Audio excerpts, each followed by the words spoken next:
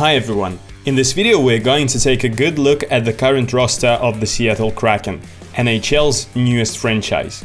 We will start by going over the picks made by the Kraken management during the expansion draft, followed by the signings they made in the first days of the free agency. Obviously, Seattle could not avoid picking a player with a big name, and the Islanders gave the league's newcomer two options, Jordan Abele and Josh Bailey. The former has a more convenient deal at $5.5 million for 3 years, has more stability to his game, and is better at shooting the puck. Someone has to score in Seattle, and Abele can offer that in abundance. Meanwhile, the Islanders freed up some cap space that should allow some additions to the roster and another run for the Cup next season. Yanni Gourde was a very important part of the double Stanley Cup winning Tampa team. He developed into an extremely useful two-way forward, who is dynamic and very hard-working. Gourde, being a strong and quick player who can be part of any of the top 3 lines, either on the wing or at center, will add both skill and grit to Seattle's roster. Right now, Yanni is one of the Kraken's main stars. It quickly became clear that Landeskog wasn't willing to leave Colorado for Seattle, and he was left off the protection list merely to allow Joe Sakic to save an additional forward. Out of the available options, the Finnish winger Jonas Donskoi was the most valuable asset. The forward is equally good on both sides of the ice and boasts a convenient 2-year contract. It also looks like Colorado could not get a deal in place with Seattle for them to take Erik Johnson. Or it is also possible that the Avalanche management still have belief in the experienced American and want to offer him another chance. Brandon Tanf was not the most obvious choice for Kraken in Pittsburgh. By a number of measures, including player status, level of play and contract, Jason Zucker looked like a more attractive option. Potentially even Austin Reeves could have become a more forward-thinking choice. Right now, Tanf is a very useful player who is good at the two-way game. However, without a top center, it looks like there won't be any in Seattle to start with. The attacking potential of Brandon is substantially diminished. The second argument against the pick is the length of Tanf's contract. 4 more years at $3.5 million per for a power forward with a limited set of attacking skills. Zucker looked like a slightly better choice out of the Penguins' land. Losing Jared McCann to Seattle was a weird move by Toronto. The Leafs acquired the forward from Pittsburgh a few days prior to the expansion draft in exchange for the prospect Hallander and round 7, and then chose not to protect him against Kraken. It looks like Jared was used to draw Seattle's attention away from others, but McCann seems like a more valuable player than, for example, Kerfoot, due to his more well-rounded play. Seattle gets a two-way center with 1 year of contract remaining, a great move by Kraken and a loss for Toronto. Seattle did not bite when Nashville left both its big-name expensive centers, Duchene and Johansson, unprotected. It is not exactly clear why Predators chose to protect 5 defensemen and made the two-way forward Kalle Järnkrok with a good contract available for Kraken. The Swedish player has a 2-year contract at $2 million per and was at least as useful to the team as multi-million stars in Duchene and Johansson. Järnkrok was not on the protection list while Tanner Jeannot and Alex Carrier were. It is obvious that Nashville is saving cap space ahead of the potential Shea Weber retirement, which would have a knock-on effect on the team that signed his contract before being traded away. This past season, Mason Appleton reached the level of an elite two-way forward. His performance, defensive play and penalty-killing skills would be a valuable asset for any contender, so Seattle just didn't have the right to pass on the young American. Besides, Winnipeg didn't really leave any other comparable options. The Kraken's choice was obvious here.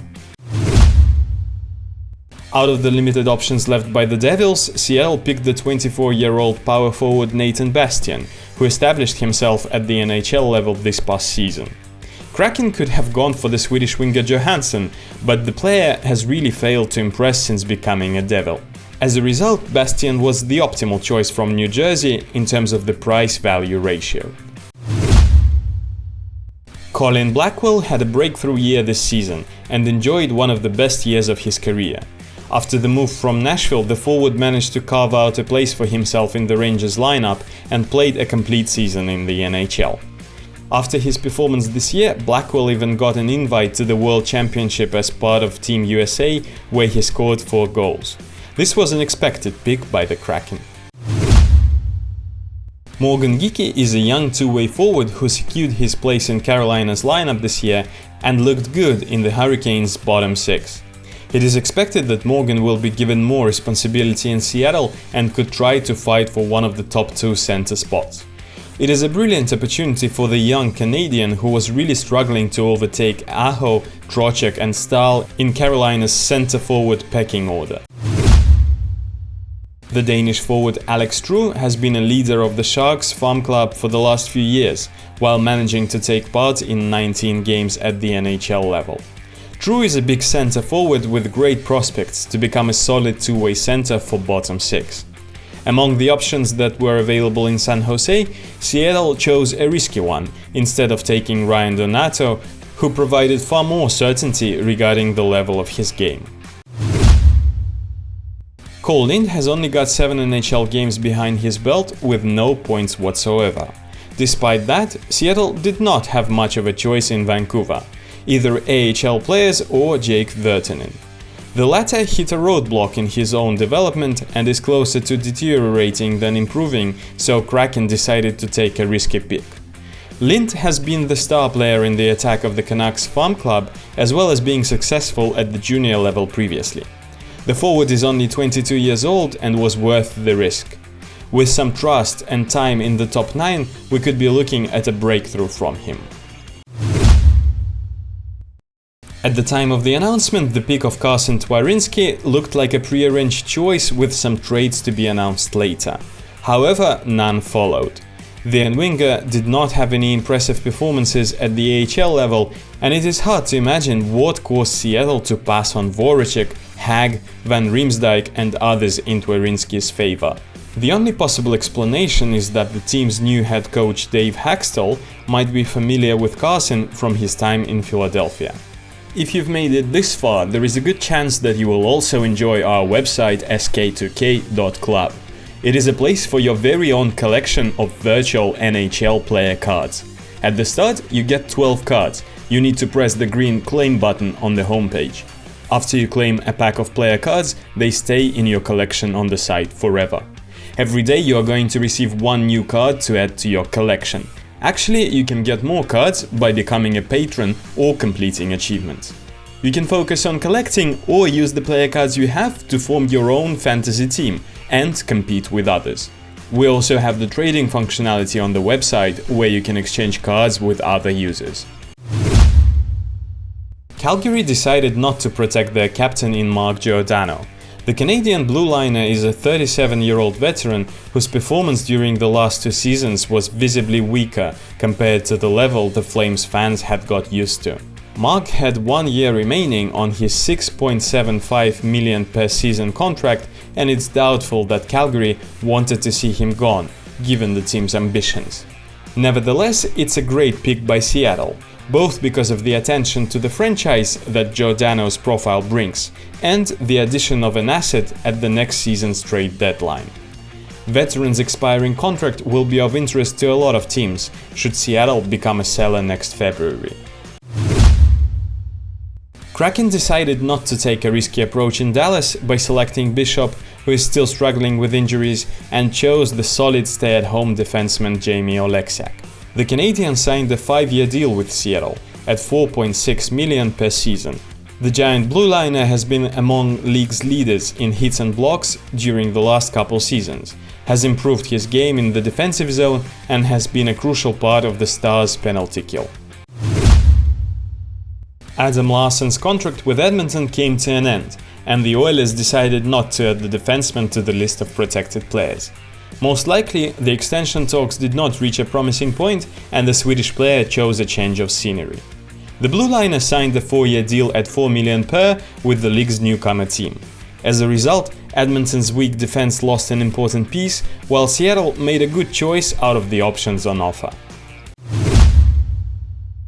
A year ago, Minnesota raised some eyebrows by putting the 25-year-old defenseman Carson Twyrinsky into the lineup. Even more eyebrows were raised when the player was given a 3-year contract at nearly $3 million per after a modest one season in the league. However, the Canadian's performance cleared all doubts regarding his level. A big blue liner with a great contract for the next 2 years is an excellent pickup by Kraken. It is possible that the goalie Kakkonen had even more potential and value, but Seattle had other ideas about who they wanted to see in their goal. The selection out of Boston was effectively a choice between two young blue liners, Jeremy Lauzon and Jacob Zboril. Seattle made a pragmatic choice. Lauzon is a stay-at-home defenseman who has proven himself at the NHL level, and it is hard to imagine him falling below his level. Zboril has more potential and is a more universal player. However, Jacob's higher upside is balanced by more uncertainty regarding his true level. Right now, Lauzon is a stronger option, and Seattle made a safe choice here. The Blues' relationship with their star forward Vladimir Teresenko got so sour that he even did not make the protected list. St. Louis didn't manage to find a buyer for the Russian at an acceptable price. Most likely, neither did Seattle. As a player, Teresenko lost a lot of value recently and is not currently worth his substantial cap hit. The Kraken made a logical choice by picking a young defenseman in Vince Dunn with a lot of potential and a decent amount of experience in the league already. There could hardly be an expansion in the NHL without the surname Fleury. Anaheim, who traded for Hayden Fleury with Carolina, decided not to protect him for some reason. While the young defenseman chosen 7th overall at the entry draft hasn't yet become a star like he was predicted to, he still has a lot of potential and could really flourish on a scene where he doesn't need to battle out of behind the star-packed Carolina defense. Good pick by the Kraken. The Kraken didn't go for either of the star veterans with huge contracts, Weber and Price. Most likely, Seattle also had their doubts in Drouin and state of his health. However, the risk could have paid off here.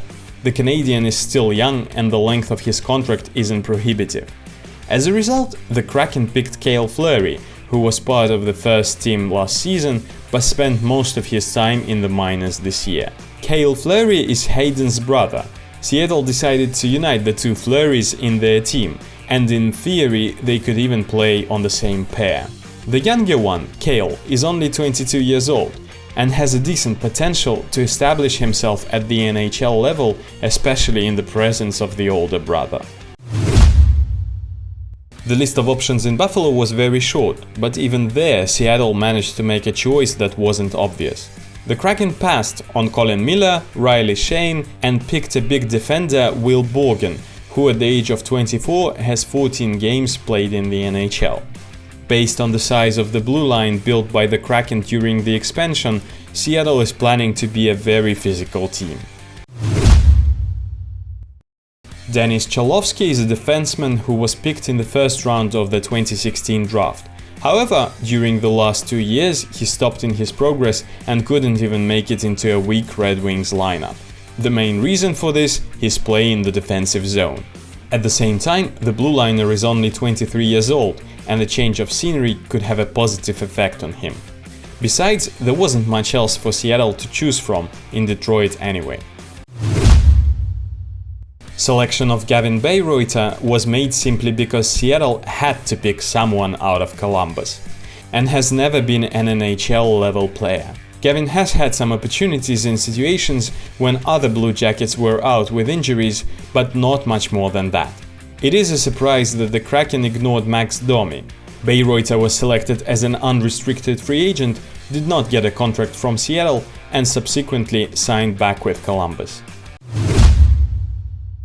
The pick of John Quenville was similar to the one made in Columbus. Quenville's development trajectory has been a downward one, where in the space of 2 years he went from one of the leaders of the Devils Farm Club to a role of a rotation player in the Blackhawks minors team. There weren't many viable options for Seattle and Chicago, so they went for Quenville, who did not have a contract at the time of the expansion draft. He did not sign one in Seattle and became a free agent. During the last couple of years, Chris Drigger made massive progress at the NHL level. Starting as a modest backup option with a minimal number of games and decent statistics, the Canadians' role in the team became bigger this year without the loss of quality. Drigger can become a real steal for Kraken. He's entering a peak age for a goalie and has already proven himself in the league. Seattle have signed the goaltender to a 3-year contract at $3.5 million per season. It's hard to blame Florida too. Bobrovsky had a no-move clause, while the young Spencer Knight made a very good impression during his playoffs debut against Tampa. This pick can be looked at as a win-win situation for all three sides involved. The pick of a goalie out of Washington was a very attractive proposition. Samsonov and Vanecek had a pretty even season, both are young and were not exempt from Seattle's selection. The one who did not get added to the protection list became an automatic goal for Kraken. Caps decided to keep the Russian, and the Czech was picked up by Seattle. Later, as we know it, after signing Grubauer on the free agent market, Washington reacquired Vanecek from the West Coast for a second-round draft pick. Seattle required a third goaltender. Of course, they could have opted for Kahkonen, Bishop and others, but you cannot just send those players down to minors without consequences. Joey Dacoud, however, would have no objections in this scenario, a young goalie with good prospects and readiness to play for the farm club. Thus, Seattle maximized their pick from Ottawa, who did not have much to offer to Kraken in the first place. When choosing in Arizona, Seattle acted in a pragmatic fashion too, and chose the most valuable option out of those available. Pitlick is a useful defensive forward with a 1-year contract. The player could have become a good trade bait at the deadline in case Seattle did not do too well in their first season. However, as we know it, the next day after the expansion draft, Pitlick got traded to Calgary for a 4th-round draft pick. Curtis Mcdermott was another big blue liner pick made by Seattle. Mcdermott cemented his place in the first-team lineup only during the Kings' rebuild phase, but he's been quite efficient in the recent seasons. He adds toughness to the D, isn't shy to get into a fight, has a lot of hits and block shots to his name, while creative play in the offensive zone is not his forte.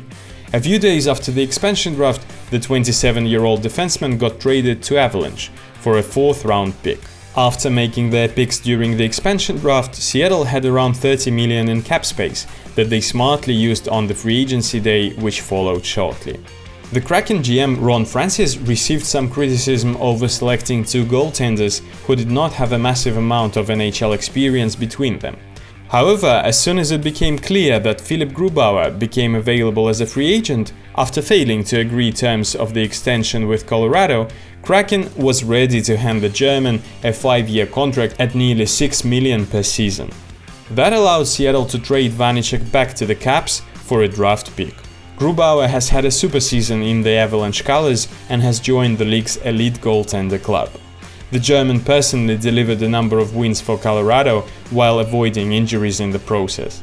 Right now, Grubauer seems like a clear choice for the starter position for the new franchise. After the expansion draft, Seattle's forward group had good depth with several players of the level equivalent to the middle 6 group of a contender team. The free agency did not result in superstar acquisitions, but the Kraken managed to sign a couple of forwards who are very likely to play on their first line. The Swedish center forward Alex Wenberg was written off by some after his buyout in Columbus a year ago.